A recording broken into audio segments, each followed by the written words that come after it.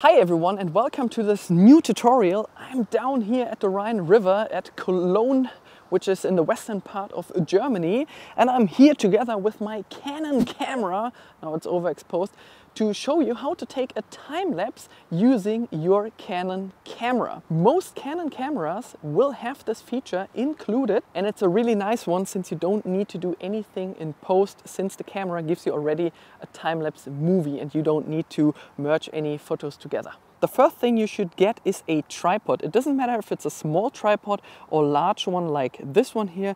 This one is a photo tripod. You can see that because it has a ball head. And this one here is a video tripod. And you can see that because it has a fluid head. Anytime you start your time lapse, make sure you're not touching the camera anymore. The first step is to turn on your camera. Second step is to switch to video mode. Why that? Because you will see a different camera menu. Go into the camera's menu into the red section. There you will see a point called time lapse movie, which is disabled for the time being. This point might be on a different tab than on 5 using a different camera. On this camera, on the Canon EOS R3, it's on the 5th tab. So I will enable it. Select the resolution. Some cameras may not have this point. For instance, my Canon EOS R5, I can select 8K, 4K or Full HD. I would always go for the highest resolution, in this case 4K. Second step is screen auto off, just to save some battery. And the next thing I can recommend highly is to switch off the beep tone, because that is really annoying. Now you need to select an interval. Here's an example. If we choose to select an interval now of 3 seconds, the camera needs 29 minutes and 57 seconds to take a 20-second time-lapse movie. Here are the number of shots. For instance, if I select now 1000, it will record for 1 hour, 19 minutes, 57 seconds, and that gives me a time lapse of 1 minute and 4 seconds. I would always go for the higher number. You can stop it in between any time.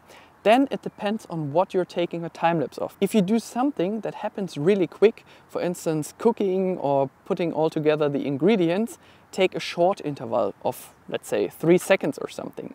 If something happens in front of you that takes long, building a house for instance, or I do have now some clouds in front of me, I will select a longer interval, let's say 5 seconds.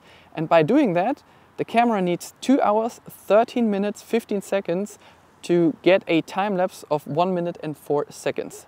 As I said, you can stop any time in between. Select OK. I would always go for a higher number of shots, since I can stop any time in between, then losing some moments because the time lapse stopped already automatically. Then go out of this menu by just tapping on the trigger button very softly. And that's my scenery at the moment. As you can see, it's getting already a bit dark, so I will overexpose just a little bit. And let me select a different white balance here. It's a bit too cool, I would say. Let's take this one. You can switch also off the autofocus, just in case your camera tends to focus while doing a time-lapse, which it shouldn't do. Then push the record button once. Again, push the trigger button very softly. And now your camera has started to take a time-lapse movie for you. If your camera has not turned off the screen automatically, you need to push the info button once.